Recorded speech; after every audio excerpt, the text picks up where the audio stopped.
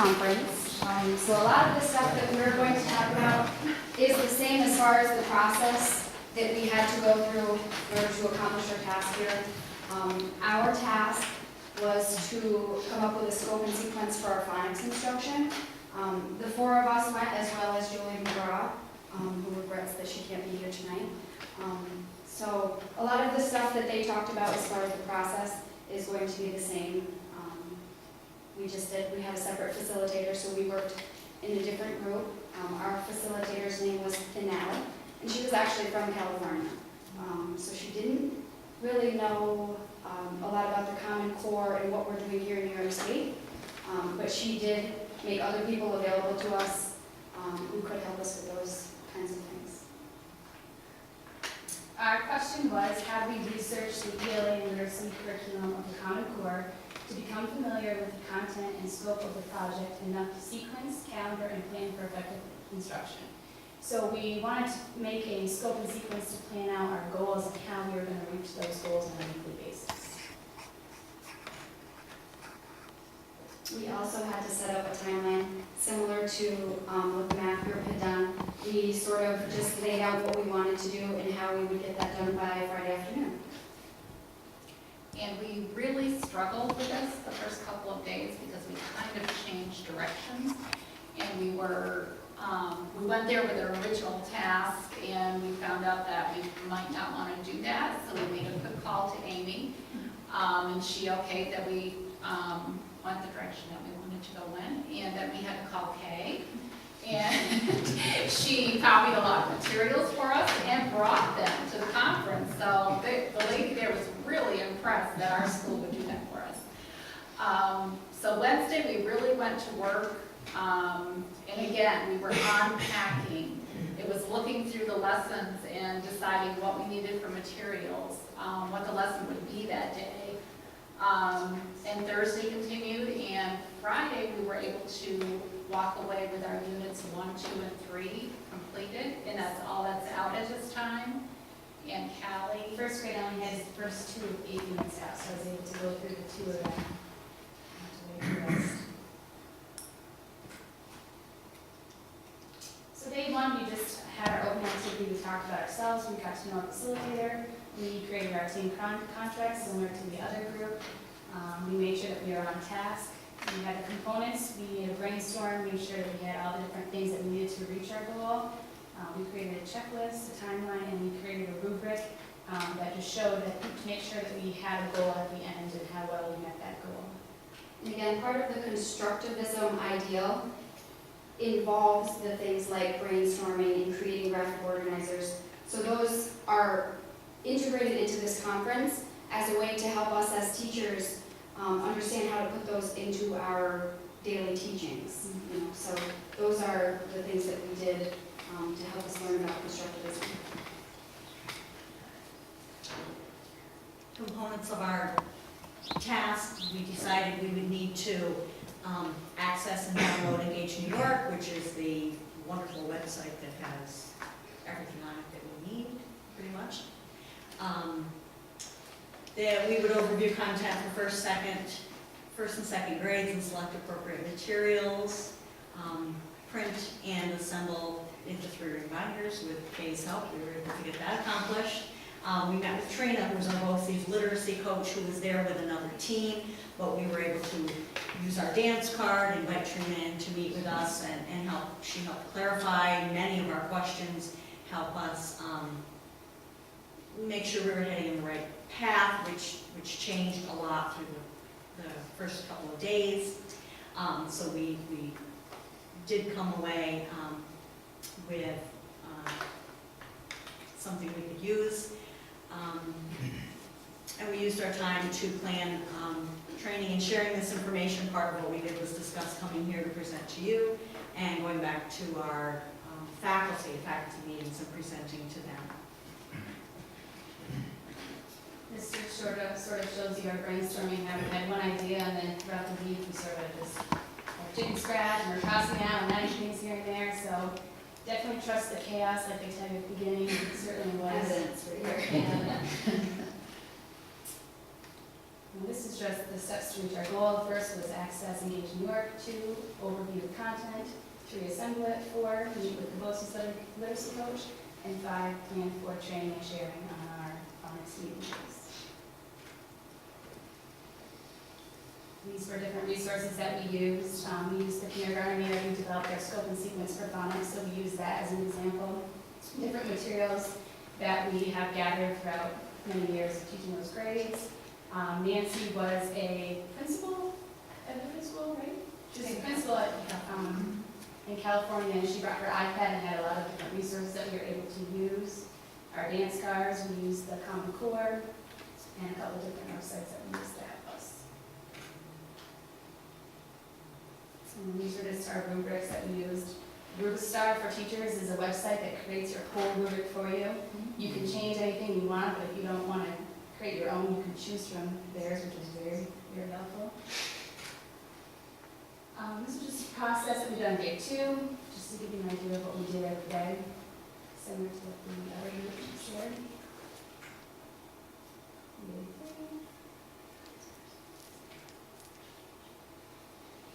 3. And for the Critical Friends, we shared what we did with another group from Lisbon, and they shared what they did. They created a school website, so it was really helpful to see maybe next year we can go and do something like what they did. And they were saying how they wish that they would have gotten the time to do something that we did, because they didn't realize how much time it's really going to take to create that scope and sequence. And this is part of our follow-through plan. We met previously today with Amy and Sue to kind of show them what we had done last week and where we plan to go with it in the future. And here we are presenting to the Board of Education. And next we plan to bring all of our faculty together to let them know all of the stuff that we discovered and to hopefully help them go in sort of the same direction. Now I'll show you an example of what we did. This is for first graders on the first 2 units. So I broke the first unit down week by week, figured out how many lessons would fit onto our school calendar. So for lessons 1 through 5, that'd be enough for week 1. In blue is all the skills that are covered in those lessons. In red are the letters and the sounds that are covered, and green are the tricky words. And it goes through and it breaks it down week by week. So this is easier for the remedial teachers to see, for the computer teacher to see. It's easy for everyone to see what we're doing on a weekly basis. And like the math group had said, this is sort of given to us on Engage New York, but it takes a lot of unpacking and reading through the lessons to put it in a format that's simple enough for you to read on a daily basis to teach the lesson to your students.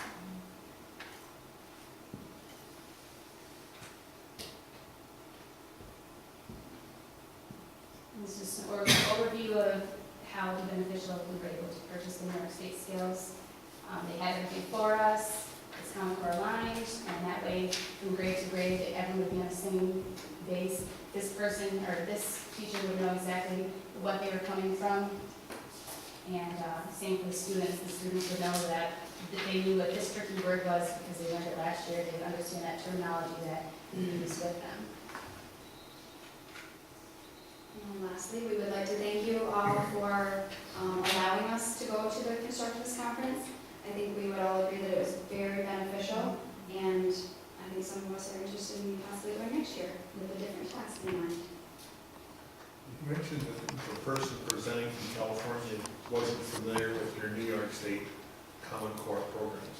Does California have because you said they had a lot of information on their iPad, do they have a program that's similar to this? Or just trying to figure out why they brought people from California to teach a program that they aren't familiar with?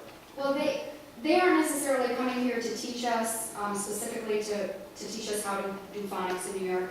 They came with the constructivism ideals, and so they don't necessarily know about what our task was. They're just there to help us and to pull resources for us. So they wouldn't necessarily need to know. I mean, it would have been helpful had she been familiar with the New York State curriculum and Common Core and things, but the facilitators are more there to help us with the constructivism ideals. Kind of like a gopher, basically. And California doesn't have the modules. That's what I was They wondering. have the Common Core, but they don't have the modules. Oh, And okay. the woman Nancy had spent Tuesday night reviewing our question, and what she had on the iPad was actually what she found. She just got into Google and typed in our question and tried to find different things, so she wasn't even familiar with some of the stuff, but she just said, hey, this is what I found, would this be helpful? And a lot of the things that she found were actually very beneficial that we hadn't seen before. Nice job, thank you. Did you agree? Someone else's person, does she come here to this school that? Yes. She does. It would have been wonderful to have her as our coach, but she was there with the Canton team. And they do want to kind of mix you up with different people than what you have all the time. But she was wonderful. She was really our guiding force there. How do you find our school comparing on the count? Are we at par with the rest of the schools in the district? Oh, they were wishing that they were doing what we were doing. After we explained what we were doing, how we broke it up into a weekly basis, they were surprised at how much work really goes into it, and they plan on going back to their districts and explaining to everybody what they have forward to. So you'll be able to sell that for a slight profit to buy your. Well, it's on Google Docs, so everyone So that's say there it. is able to get this. There's been a lot of conversation, maybe we can use the profit for iPads. There's been a lot of Right, that's what I was discussion saying. about iPads, yeah. The use in the classroom, you know, even just to have 5 in a classroom. As far as our books go, we spent a long time developing a book room, which is a room full of multiple copies of the same book, like six copies of a certain book. But we have, how many? 200 titles in there, maybe 6 copies apiece, which has taken us a lot of time, a lot of work, a lot of money on an iPad. Students would have access to, there's so many books online now that students can access, you know, right there, sit down in a little reading corner, you know, and they've got thousands and thousands. And we've also been introduced to word work that students can do on iPads, you know, with pretend magnet letters, you know. You can sit with a group and build the word flat forming, you know, just real quick on their iPad there, you know, they're pulling up the FLAT. Okay, now take this letter off. And, you know, they just can do it so quickly, you know. And there was a Someday. lot of the free books that that was on the iPad now are on your reading list that you sent me. So I was surprised that a lot of those were basically free, I guess, so I was looking at them today, so. Yeah.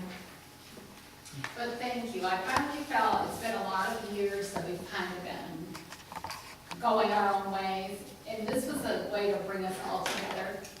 And it was wonderful. We were excited about it, you know, we couldn't wait, you know, pride was there. And it's been a long time in coming to bring us all together and be all on the same page. So thank you. Thank you very much.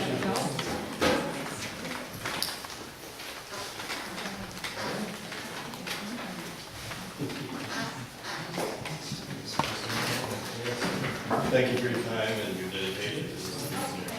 Yeah.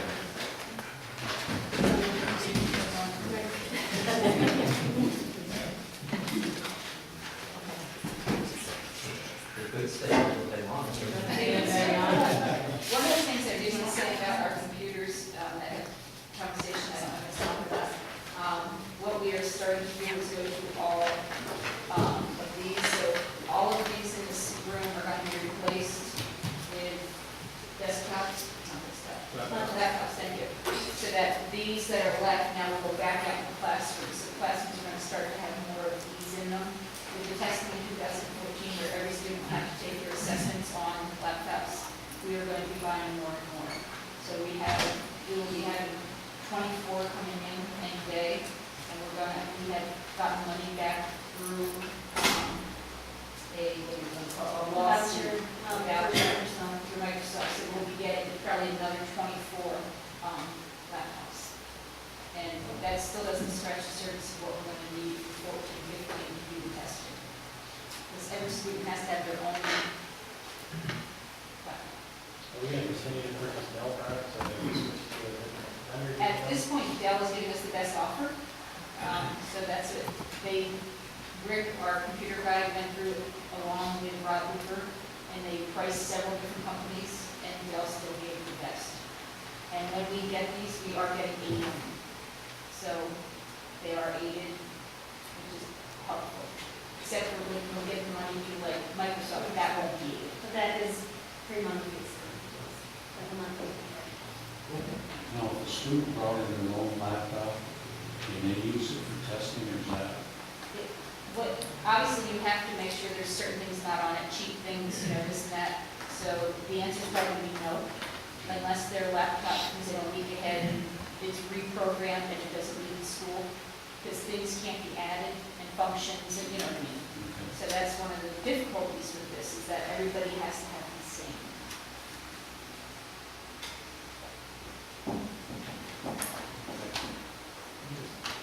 We didn't speak, but I just want to think about, Amy and I would say, we had met with teachers, and one of the things, you know, they came back initially and they were saying, well, if we can only have $9,000 for the 2 grade levels, we could buy everything we need. We don't have $9,000 additional for each grade level. What we asked them to do, and we're going to bring Trina back in to meet with them and figure out, you know, you might not need 25 lists, you might only need 6, you might only need 8. And we're going to try to come up with a list and see what we can purchase. But just so you folks understand, when you're buying materials that are used for instruction, not supplemental, you can't use our credit lines. So none of that grant money can be used to purchase stuff that's being used for the actual lesson. If it is in addition to or supplemental, adding to it, you can. So unfortunately, that is not an act we do. Have you heard anything about the timeline yet? We did actually, we're down about $4,000 on one of the titles. And then the other one was saying, Okay. I think we were down, let's check the numbers. We were down less than what we anticipated.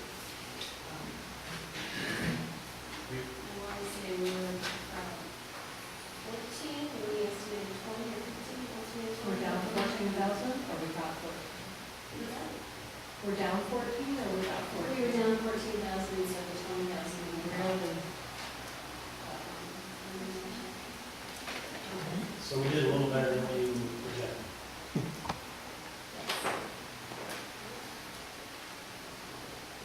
When you say less, you mean less compared to last year? Yes. Yes, yeah, but we're also less than what we had budgeted for. So everyone helps. I guess I mean, how many board issues there is? I'd like to talk about that. We want to bus our house, I think it should probably be executive session. Okay. I guess there's that session for that.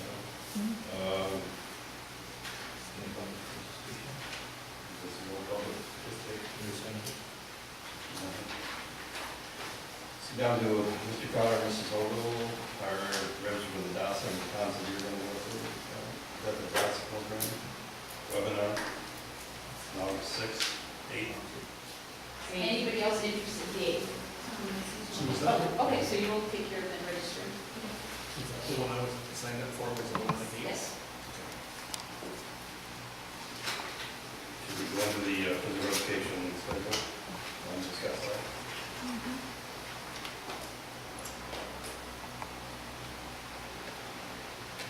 What was asked at the last board meeting is to get a copy of the PE schedule with numbers for each of the high school classes.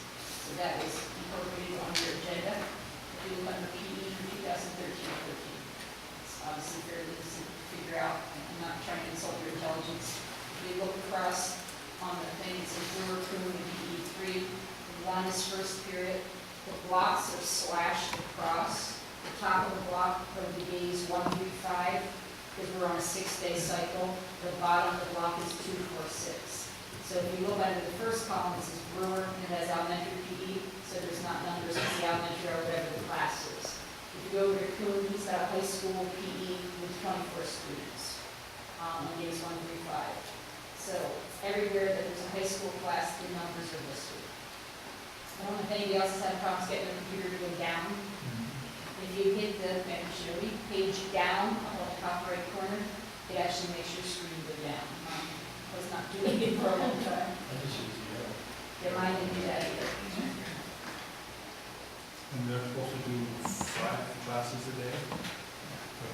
like, for example, Mr. Kuhn currently is limited to 5 because of his AD. Where it says high school health for Mr. Kuhn, that's already been taken out. So this is at the end of the school year, but if you just, it'll be swapped over basically with PE 3 person, and high school PE 23 would go to Kuhn, and the other high school health would go to PE 3. Approximately how many students are in each of the elementary right now? It ranges anywhere, 18-ish, you know, just based on an average class size. So the lowest would be maybe around 15, and the highest, which is first grade, so. That's what you would be able to combine that. not for safety and sanity. Oh, those are tough ages, and you're still working with, when you get the younger kids especially, not being able to tie their shoes, not being, so one person would, especially in first grade at 24, that's a lot of youngies. So you go down column 1 and column 3, there's quite a few blanks. But, At this point, no extra duties have been filled in yet, which are study hall duties or whatever else is happening during this time. Those are filled in last at the very end. And it also is left because we still need to add an APE period, which is adaptive phys ed. We have 2 students, in addition to the 1 AP that you see on 6th period. So we were kind of waiting to see what their program is set up because they have a teacher that comes into the building to work with them. So that, those 2 students aren't on there yet. But the others, where they have the slack, will get, they get a planning period, and just make sure everybody has their plans. there's no planning in column 1. Yeah, for like, number PE 3, there's no planning, so they get a full period, which means the top and bottom. So their planning is not there yet, so that'll take 1 full block, or half the top and half the bottom. You have to give them, the planning has to be, it doesn't have to be the same period, but they have to have 1 for every day. You don't see blue or anything. Hers is not there yet either. We were waiting to see what was going on with that, and also the duties. These duties are lunch duties, Can be lunch duty, detention, in-school suspension room, it's study halls. study halls. All of those currently are manned by teachers only. With the reduction of teacher staff, it should really have a lot. Ultimately, that's something we might have to talk about. If we continue to reduce teaching positions, that we might have to look at hiring like a full-time study hall, which some districts do, but it would be at a very different cost, obviously. But it also would have to be a contractual thing. We would have to sit down with the union, add it to, you can't just add it to a TA currently. I noticed, on this line, there's only 1 lifeguard. There's only 1 lifeguard class, yep. There's only 1. Is that teaching lifeguarding or is that just swimming? It's lifeguarding. All of the classes in the elementary and above kindergarten will have swim built into their PE. So will middle school, high school will not have swimming, unless their group chooses to have it. But lifeguard is the actual course, so they can be certified as a lifeguard. And you can only have 12 students in a lifeguard class. That's the mandate, that's changed in the last year. Does Kuhn realize that he's got to put in so many hours after school as he does probably in school? We've covered with it. And no worry. Because I spoke to him as far as just buying a new house, and I said, you're never going to see her work in it, so I'm not really sure why you bought it. I'm just kidding. But I mean, that's a lot of work, but no, he's very aware of that.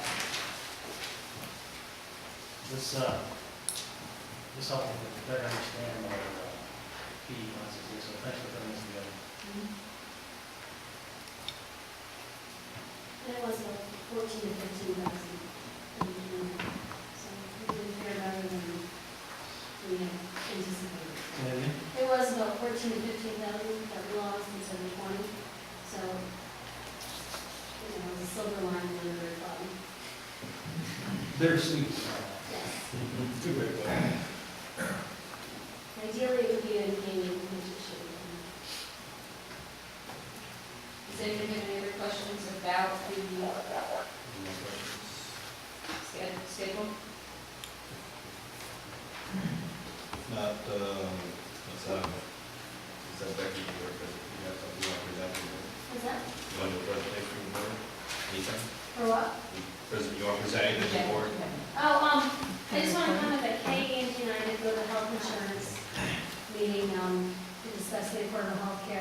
And there was a suggestion that for the substitutes that going forward in 2015, we will have to offer anyone who works over 30 hours health insurance. We could offer them at full, but they would pay the full premium. However, that would fall into a different fee, that it would be $3,000 if they decide to get governmental supplemented health insurance instead of going through us. And if it's not affordable, we would have to pay $3,000 per incident, which is a lot better than paying $2,000 per employee. So that fee will probably go up, so it's the pay or play scenario that everyone's still trying to figure out the best way to do it. We're not done talking about it, I just want to leave that up there, that they're working with me. Did we say substitutes? Because the substitutes we may have to pay health insurance for, even if we share them with other schools. That wasn't really brought up, that still hasn't been clarified yet, whether we share with other schools. Is it cheaper to hire one teacher and pay one health insurance to cover? If you need, it really is going to be a system of tracking that we need to put in place, until 2015 to do it. Substitutes get attached. January 1st, 2014. I'm feeling the heat of. The single is just happening. I don't see how it's feasible. Well, for How our period that we can look at, we can use between 3 and 12 months. They're recommending that we use September 1st, 2014 till December 31st, 2014. That way it's in the next budget year. So this is definitely going to be a big budget topic. We're going to have to figure out how to proceed with that. Can school hire a Still teacher just to be a substitute? Yes, Some districts already do that, for the 3 years. bigger schools. Just thinking if you have 4, how many substitutes do you usually have? That we pay roughly 30 hours to? 15, 20, 1, 2? I don't know. I think that's between 6 and 8. For me, what the magic information to me is it cheaper to pay a contract 6 to 8 or hire one full-time teacher to be the substitute and pay health insurance versus shopping it out for 6 different ones for the same thing? But then you run into, what would you pay substitute full-time sub? Would you pay them the regular teacher rate? Because that could be $40,000 plus another $20,000 benefits, or $60,000, hire 3 of them. How much is your health insurance going to be for the substitutes? If they give them, $40,000. So I think we're going to get there. 17. So that's why it's the pay or play concept is what's really being tossed around. Or stabbing Do you your back, pay? stabbing your chest. Yes. Anyway, you're. Yes. The presenter indicated that you folks are going to get tons of material on this in the next few months. You should read it all because this is going to be, So this is going to be a major issue. it's going to be a disaster. We had a health insurance meeting this week that I'm sure will be. I'd like to know, that's one of those things you're going to have to crack out. Is this all coming from Obamacare? That's what I read in the newspaper, a lot of that. And, the crazy thing is they still don't know how to enforce it, they still don't know how to define it. That's why they pushed it back here. And there's even another piece that really confuses me, the Cadillac tax pretty much, that even if we pay the majority of the health insurance for the employee, if it's over a certain amount, the premium of what we're paying as a whole, then we'll be taxed on that too. If what we charge them for insurance is more than 9.5% of what they earn, we're not for. No, I'm talking about the, in 2018, they had, said that they will look at the premium rate for the year, and if that's more than, I think they said 20,000, they had a magical number, then we'll be taxed for having a too high of health insurance, even if we're paying it. Which right now is about 17 or 18 grand, so in 2018, it's probably going to be over 20. So that leaves the whole plan trying to figure out a way to reduce premiums. Which are those riders that the unions don't want together Rider 9 to help alleviate that, because in their predictions, Rider 9 will not reach the limit. That's a higher copay for everyone. It's less of a premium each month. So if you use it more, you're going to be paying more. What do they presently have right now? Rider 9. Right now. I will be updated As schools start keep laying off teachers, we're not gonna be able to lay off substitutes, we're gonna have to pay their health insurance to bring them in. Doing the state and federal, whatever it is. Honestly, if you can get your retired teachers to substitute, then you have an Perfect idea. You don't have to do anything with that, if you can get them to. Yeah, quite good. We could Yeah, stay more, I Yeah. mean, that's the, That's a good idea. We'll think about it. And it's, you can come up with tracking ways to say, if you have enough substitutes where you can say, okay, this person worked 40 hours last week, and make sure they only work 10 hours this week, you know. But Lindsay Story has to have this at So home. it has to Because keep track of it's that. 6, what else are you gonna do, Kate? It's like 5:30. There's things I can't fill them. I call the whole list, and so you can't tell me, don't call this person because you're in cover 3 times this week. I gotta call them. And how was our last year's budget, what did that? We came in under what I anticipated, I'm still finalizing the numbers, I won't know more until the audit's done. But we did not spend the full amount of what we appropriated, I think, at least 60 under. 60? Again, I'm still finalizing the numbers, but the audit isn't getting there, so.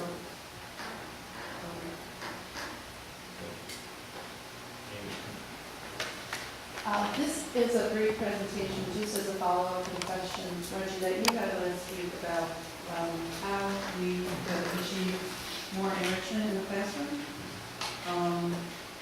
So I wanted to do 2 things. One is to show you the schedule and process for the elementary school.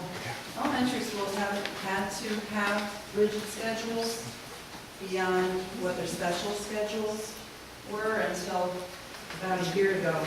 And with new curriculum that has time limits that are pretty generous, it was time to carve out big blocks.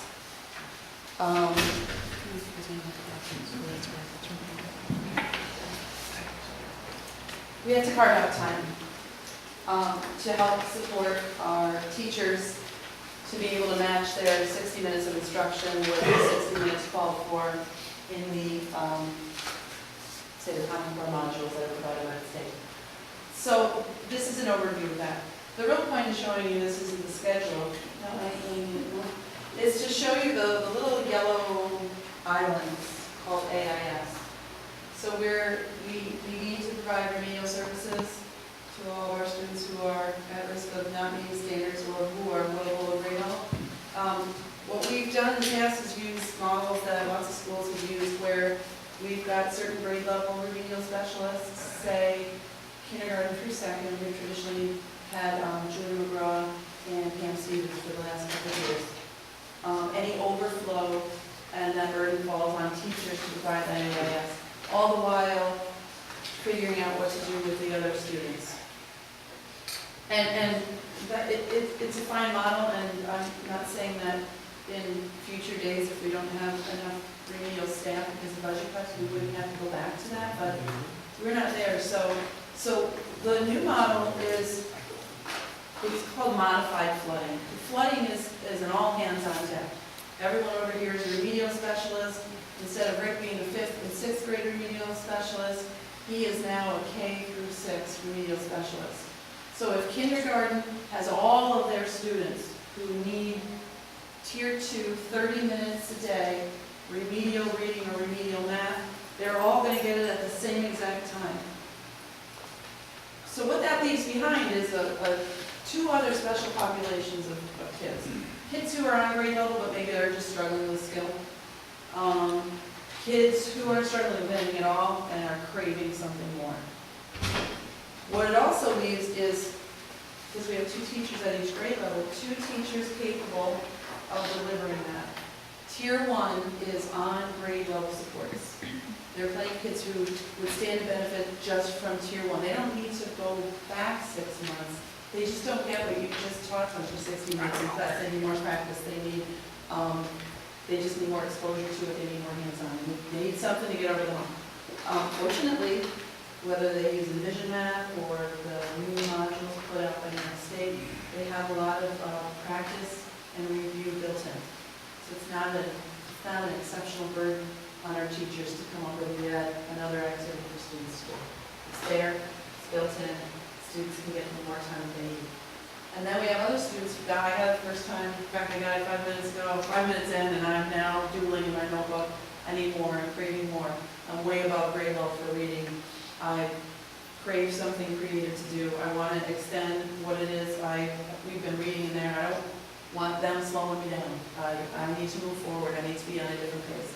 That allows for teachers to start to provide different opportunities, whether that opportunity is computer-based and sort of self-paced exploration of something, or if it's taking whatever the grade level subject area was, frogs, colonial townspeople, I don't know really say insects, and really pushing them in either a very mildly guided way or totally independent, and just going deeper.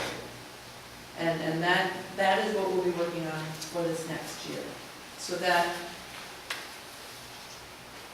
it's in the scheduling that this is made much more manageable for our teachers. And the idea is to not burden them with extra preps, make this magic happen for the enriched, make these people who are all on grade level stay on grade level, and hope to God the ones who are below. It's in the scheduling that we have our best chance at meeting, 3 different kinds of student population. And that's what the second page does. It's really just a fancy diagram that plays out what enrichment looks like. It's very independent. There is some identification by teachers of what students would do, but some of that's also built into the curriculums. In this reading, is it included like writing and spelling and stuff does that reading, does that cause the student to be able to write and spelling, have they taught that in those same classes? Well, that's a really good question, and it depends on which grade level you're looking at. K through 2, so you got a chance to see those folks today. And Sam talked about that daily 5 model. So that is working on reading, working on writing, and working on words. And that is the chief place, especially K through 2, where you move toward writing a full sentence and then writing, by the end of first grade, there are many first graders who can write a full paragraph. So it starts with a capital and a finger space and a period, and then you kind of add on to that, add your transition words. It's when you get up to 3rd grade, we do still have a need that we won't be able to address quickly enough. The modules do have very intense, very beautiful writing work in them. It's all there. But it's the kind of writing that's extremely academic. It's all writing to the text, we're not going to have text and directly quote from Google, which is all very good, but we do need to go back and look at what other kinds of writing instruction we'll need. But we're definitely primed and ready for it. People are hungry for it. And like math, I know we're going back a few years when Power Age, they couldn't function without the calculators. They could not figure it. I don't think they could figure it in pencil, paper, or in their head. And I'd like to see where they have to be able to do that, So hopefully, I have to sort of tempt one of our teachers to come in who has been playing with the idea of doing a lesson. And you see in it, the thing you couldn't see on there, it just drives me nuts, the reckon rack, it's an abacus, it's all the beadwork. So it's all by hand, you have to master it as a concept. And then you also have to be able to explain it out loud or write about it. So that concern, I think that's a completely genuine concern, is addressed in the new math curriculum. So you should have students who actually understand why they're doing what they're doing, and really are having to talk about it out loud and explain it. Be a good idea. I've said to my nephews before, why do you do this? I don't know.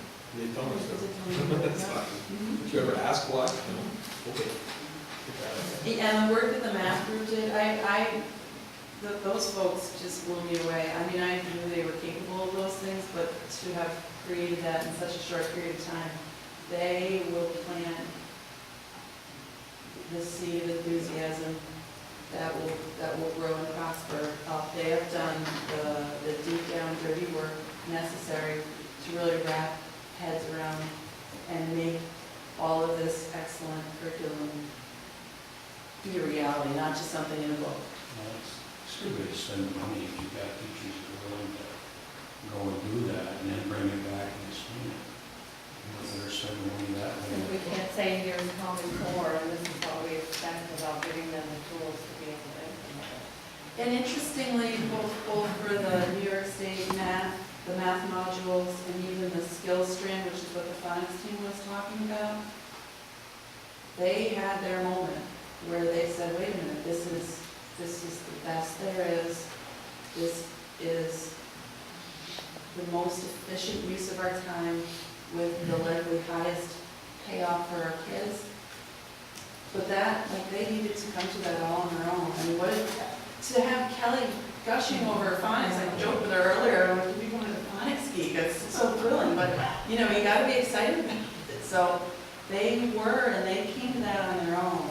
I mean, there was a lot of, like, you know, legwork early on to kind of like frame what on earth was going on, and the most thrilling part about that kind of goes with a lot of this, is this ability to enrich or support or remediate.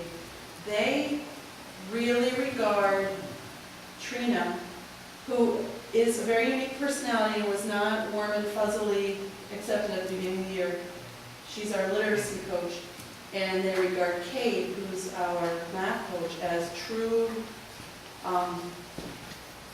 resources now. I mean, I won't name names, but there are some people out there who loathe Trina. Didn't like her tone, didn't like her approach, didn't like her extreme enthusiasm, who now genuinely see her as an ally and a massive resource. So that, this framework, they know they can turn to Kate, the math coach, and say, okay, now I'm struggling to find enrichment activities. I don't have all the time in the world, because who does? Please help me out. I know that you're reliable. I know you have great things. Show me the way. And that, you know, it gives me goosebumps a little bit. But so that's where we're at. I just kind of wanted to address just a little bit about how the schedule itself can allow for that. There is a little bit of a learning curve for remedial specialists. They will. I call it modified flooding because they're going to either reach up a grade level or reach down a grade level. So they're bringing more in. But we've been trying to manage it so they don't have, 11 preps in a day. So we have the reading coach and a math coach. Are we still going to have them this year? We take on now our title. It's nice to hear that the other schools are looking up to us, what we've done already, so apparently it's working. We're doing what we're supposed to be doing. I mean, we still have lots of. Principal go to one of those classes with the teachers. I mean, To the conference room? yeah, they see the same thing. Just wondering. What was your question? It'd be a benefit, like you or Amy went through those same things those teachers went through, get like on the same page, I guess, as far as that. Just- I can see that being very powerful next year. We did a lot of, we probably had about 7 weeks, and we had about 7 weeks of lead up. We took every Thursday and started to prepare the phonics team. So there was a lot of pre-work done there. And then we started a little bit later preparing the math team to go. But I come off sometimes a little heavy-handed. So sometimes just to let that process, I've been the instructor of this conference, to allow that process to play out and that genuine struggle. And they drew from deep within and were able to bring a lot of that legwork there. I mean, they made very informed choices. And probably the biggest bonus and the thing that makes me very excited for this year is they all, when we were conversing out in the other part of the library, acknowledged the desire to still get together every Thursday. we want to get together every Thursday, we want to continue our groups, and there's so many things. I don't know if you look at that And map. this also? No, boy. Oh. Oh, okay. Although they are gonna come back, they are coming back over the summer to do some more work. But there was something on the list there, we had like 30 beans, and they had to be painted red on one side. So a lot of those Thursdays will become make and takes, making all these crazy little manipulatives. And I think it's gonna give everybody a really interesting opportunity to see what other grade levels are doing, it's super social, and they all want to do it. So, you know, we have half an hour on Thursday to do it. So there's some power sometimes in not being with the group, but I like the idea in the future. There are things that we can do as administrators there, they're very related or very unrelated. Or sometimes just to stop by for a day or to be a part of it. There's all sorts of different options for ways that you can participate. So it was great to hear Kelly say, finally, we've all come together. Yeah, Finally. It was like a relief and it was neat to see her face and to hear the kind of words. I really enjoyed that. Thank you very much. Susie, do you want to I go just- to executive session? Oh, let me do my two little things first, and then we can go to that. I don't know if people want to further discuss the AD duties that were presented last meeting, and then give me a chance to obviously go with them and read them. If anybody has specific questions, or if you just want to have it as an open topic. I'm fine with it. Just hoping that time I know, Lori did it all, but we look like an awful full schedule, so. It's really more than, I think a lot of people often think you're just putting together a schedule, and then you do practice schedule and you're done. There's so much more. That's why I think it was really helpful for everybody to see how much was incorporated. As far as, I know that I was asked to check the contract doesn't specifically say they get 2 periods for AV, but during negotiations it was specifically discussed. And we did agree to continue to do 2 periods per day in addition to giving them a raise. So that's something I can say to that. Because they haven't typed out the contract yet? The contract itself, it actually just came out. We haven't signed off yet, but it still doesn't have it in it. And it has not had it in the previous contracts. What we figured out was 9 years ago is when the AD started getting 2 periods a day. So, Well, still not in the contract? it's not written in there specifically. But it was discussed during negotiations. Great.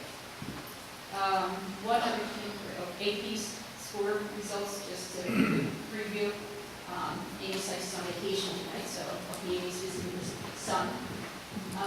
We had 8 students taking AP Bio. 4 of those students got 3s, 3 got 2, 1 got 1. Basically, what they usually say is, if you get a 3 or above, colleges will give you credits for that particular course as a college level course. It again always comes back to it depends on a particular college. One of the things that at least I have found out and think is really true, when colleges see kids are taking AP exams, whether they get a 1, 2, 3, or 4, they're giving extra credit as they're trying to decide which students to take. So if you show any coursework, you show that you're trying, taking more advanced courses, even if you don't end up getting credit for it. So it is a positive thing. So it's still beneficial. It is. It truly is. I know that, several students get 1s, and sometimes they're very upset by that. But a lot of times, I just know from my son's experience, they didn't even look for the score. They said, oh, you had this many AP classes. Great, and you got this many points on your report. And sometimes we'll do more merit-based scholarships Yes, as well. exactly. So what's the marks? Across the state, are they I hard? don't have those. We just got, it took this long to get ours, and kids took them in May, in April, beginning of May. So, the European history, there were 11 students. There were 2 3s, 1 2, and 8 1s. It is the first year that class has been taught. I think with any class, it takes a teacher a while to build their curriculum and keep going, but the results were low. I think unfortunately, we had several young students in that class that were quite shocked by their scores. And when they came out, they were like, I got them all right, I knew everyone, I'm like, yeah, I didn't want you short kids. I mean, it's just not the same tests, it's very different than what you're used to. US history, we had 9 students take, we had 1 student get a 4, 1 student get a 3, 5 get 2s, and 2 get 1. So those are our results for our AP schools. And that's just the only 2 things I had, just not Could I ask you a question? I read in Watertown Times where Potsdam School is thinking about having a student come to these meetings to see what happens during the board meeting. Is that something that would be good for our school to?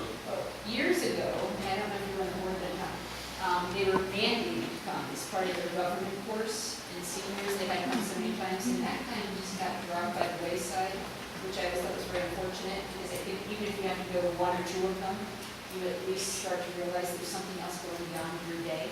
What Tom was talking about is Potsdam is having a student coordinator. Oh, I see, okay. I think I was representing. They said, like, well, like this session sometimes runs from 11, 12 o'clock. That was the problem, was that it runs so long that, but I mean, you could allow them to leave at normal hours, so then shoot, just something like It's certainly something we could talk with either National Honor Society or government. I mean, not government, student government. And see, if either of them want to give a representative and go from there. Yeah, that's a good idea. Is there anything else before we go into executive session? All right, do I have a motion to go into executive session to collective negotiations pursuant to Article 14 of the Civil Service Law and medical, financial, credit, and employment history of a particular person or corporation or matter relating to the appointment, employment, promotion, demotion, discipline, suspension, dismissal, or removal of the person or corporation, grading, and administration of examinations. Motion. So moved. Second by Chris, second by Len. 8:05. We have to vote. All in favor? Aye. Any opposed? And 85. Steve, you want to talk to everyone? You want to say for executive session? Yeah, I will.